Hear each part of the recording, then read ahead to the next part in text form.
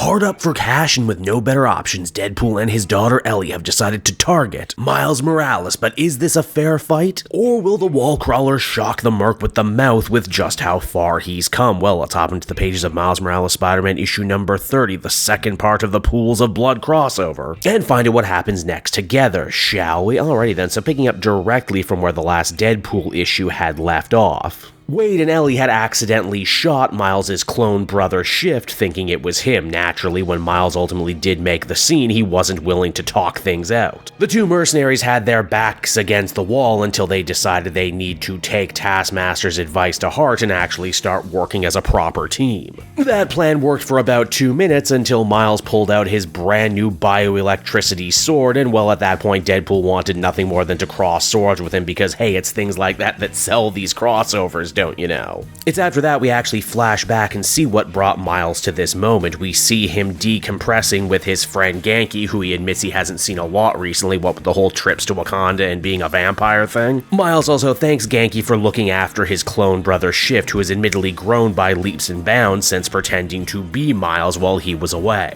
And I mean, honestly, what a great arrangement, right? How many heroes who have to balance their personal lives and secret identities as superheroes wouldn't love a clone so that they could literally be in 2 places at once? Though, in a nice bit of characterization for Shift, not only is he learning to talk thanks to his lessons with Miss Marvel, he's also learning to speak up for himself, case in point. Shift was more than happy to help save people as Spider-Man while Miles was away, but now that he's back, he thinks him and Miles should have a serious one-on-one discussion, the subtext here being that Shift wants to save people as Shift and get all the love and credit for it for a change. And hey, wouldn't you know it, Miles was actually on his way to have this brotherly discussion with Shift when he ended up getting shot by Deadpool. Now, while Ellie's heart wasn't nearly in this whole assassinate a superhero for money thing, she still is loyal to her father and is willing to fight side by side with him. Even during the times when they seemingly can't buy a win. Remember, both father and daughter have had their healing factors greatly affected by the last Deadpool arc. Well, Miles, on the other hand, has only gotten stronger, more mastery over his bioelectricity, and a brand new vibranium costume courtesy of his short time in Wakanda. There's actually a pretty good comedic exchange, too, where Miles says, "Oh, I see you keep using Taskmaster's tactics on me over and over again. You know I beat him regularly, right?" Causing the Deadpools to change up their tactics completely. Now Wade plays the annoying clown to try and get Miles' attention, while Ellie dips into her pile of tricks and pulls out a daredevil sweep kick. This does pretty well, even after Miles ends up responding with a venom uppercut. It's after that something very interesting ends up happening. Miles once again tries to counter with a full force bioelectric sword slash. Deadpool's sword got broken in the battle, meaning Ellie has no choice but to pull out one of the tiny daggers she keeps on her costume, and this actually ends up stopping the attack for a minute, only for things to end up going truly pear-shaped in the next few minutes. You see, Ellie's phone, the one that was gifted to her by Deadpool, ends up getting supercharged by Miles' bioelectricity. Ellie, of course, cares a lot about that phone for a number of reasons, not only just because it was one of the very few gifts her absentee father ever gave her, but also because it's the device that allows her and her father to teleport in and out of the field. Miles assumes the phone is going to explode and tries to throw it away, only for Ellie to stop him, meaning that when it goes off, both the young heroes end up getting teleported away back to Deadpool HQ. Also, hey, remember Anansi, the Wakandan spider god who said that Miles was his champion following his time in Wakanda? Well, yeah, guess what? That character never left. Well, now he's just kind of haunting Miles, making fun, piffy commentary about writing. In fact, he says that, "Well, hero, I guess you've truly crossed the threshold now." It's right around here I'm totally reminded that on top of writing great comic books, Cody Ziegler also writes for like most of the major shows on television right now. And it has me thinking Anansi, the god of stories, might very well be Ziegler's way to deliver writers' jokes for writers, and hey, you know what? I appreciate it. Ellie and Miles square up again as if they're about to fight, though in the end they mostly just argue with each other. "Hey, I thought Spider-Man was supposed to be nice. Normally I am. You shot my brother." "Yes, we did, and then we felt really bad about it and started patching him up. You're the one who attacked us without asking for the whole story. And then you broke my phone, which means a lot to me. In fact, I basically only have this and the mask to remind me of my father, who died just recently." And yeah, it's right around here both Miles and Ellie start to lay down around their arms and actually talk things out again when they realize, wait, are we around the same age? Do we both speak Spanish, and are we both dealing with the heavy weights that come with being part of bigger superhero legacies? Oh my god, we have so much in common. This sweet bonding moment ends up getting quickly interrupted by the arrival of Princess Ellie's symbiote sister. Oh yeah, I guess they both have different types of adopted siblings too, don't they? Though, wouldn't you know it, this time it's actually Miles' turn to be on the wrong side of a misunderstanding. From there, we actually transition back on over to Wade, who is still trying to collect his reward. Despite the fact that he's not actually killed somebody yet and his fake Spider-Man is so transparently fake, it couldn't possibly ever fool anybody, not the least of which Agent Gao. Hey, luckily that doesn't matter, because wouldn't you know it, Agent Gao, the former dirty cop with an unhealthy obsession on Spider-Man, never actually had any intention of paying Deadpool what he was owed for the job, and as such sent her two new henchmen, Midas and Output, to jump him. And believe it or not, it's on that note right there the comic comes to an end, and so that was Miles Morales Spider-Man issue number 30, everybody. Another fun, enjoyable little issue that sees some great gags from crossing over the worlds of Deadpool with the worlds of Miles Morales Spider-Man. I do really like that it's Miles and Ellie who end up making peace before anyone else in the story, and it makes a lot of sense because Cody Ziegler goes out of his way to showcase that the two actually have a hell of a lot in common when you stop and think about it. This is also a special moment too for Miles as a character because he actually gets to speak with some authority here and be the established veteran who's passing on some very good advice to Ellie, who has just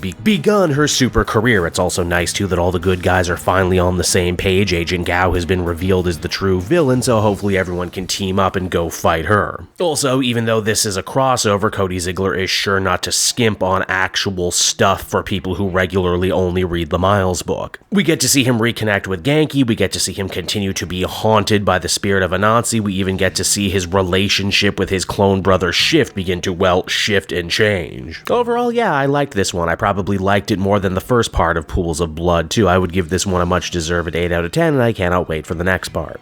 Hey there everyone, it's your pal Cape Joel again, and if you're seeing my face right now, that means you watched to the end of the video, and I'll always be grateful for that. Retention helps in this crazy YouTube game, and so does becoming a patron. If you head on down to the description, you can find a link to my Patreon page. Recently just redid all the tiers, a lot of cool stuff offering up there, exclusive commentaries, exclusive polls, behind the scenes concept art for Capes and Quest. That's the brand new D&D show I've started soon. Never been a better time to become a patron. You can become a patron for as little as $1 a month and help the channel grow and, help me continue to deliver content like what you just saw. So I want to thank you all, and I will see you again next time. Bye-bye.